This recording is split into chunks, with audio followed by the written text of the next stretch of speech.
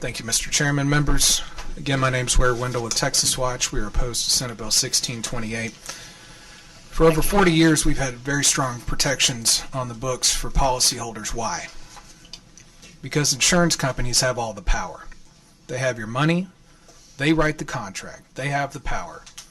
And without stiff penalties, policyholders will be bulldozed. We've seen it happen time and again. Those stiff penalties ensure that in your time of need, your claim, whether you're a commercial policyholder or an individual policyholder, will be paid on time and in full. And if this bill were to pass as currently written, policyholders, again commercial and individual, would lose the ability to hold insurers accountable for low, slow, or no paying them. It's important to note that the Texas insurance market is very profitable with these stiff penalties on the books, with these policyholder protections on the books. And Mr. Chairman, this bill is very broad, so if you just permit me to speak broadly about the insurance market for just one moment, please. You can think of insurance as a three-legged stool. You've got rates, you've got coverage, and you've got claims handling protection. On rates, I've just passed out a good recent article from the Dallas Morning News. Insurance companies in this state have had very low loss ratios, and yet they continue to hike up their rates.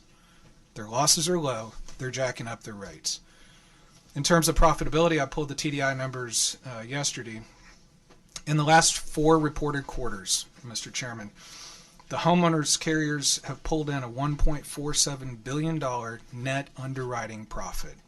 That's the money they cream through collection of premiums. That's before they go and invest your money in the stock market and make money again. $1.47 billion. On the private passenger auto market, it's $463 million. In terms of coverage, we got the information from TDI and looked at 7,000 form filings in homeowners and auto. 3 were denied on the homeowner side. Those were endorsements, not even forms. 1 was denied on the auto side. Companies get what they want in terms of coverage.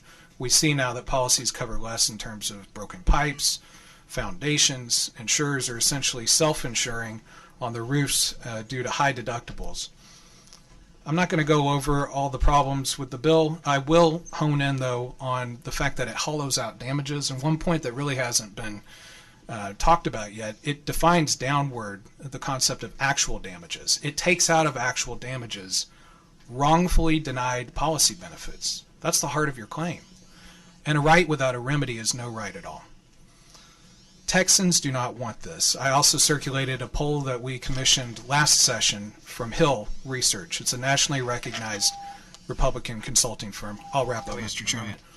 And I need to caution here and say we are a nonprofit, we are nonpartisan, but Hill looked at the state. It's a scientifically valid sample of over 600. And you'll see in that, and those are the highlights, and you can get the full poll on our website. 88% of Texans want easier access to the courts when we're talking about insurance companies. They want stiffer penalties.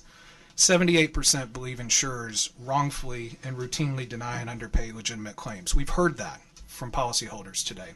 And if you look at the ideological breakdown there, interestingly, there's widespread agreement on that, but amongst grassroots conservatives, they want that the most. I would highlight that for you in the poll.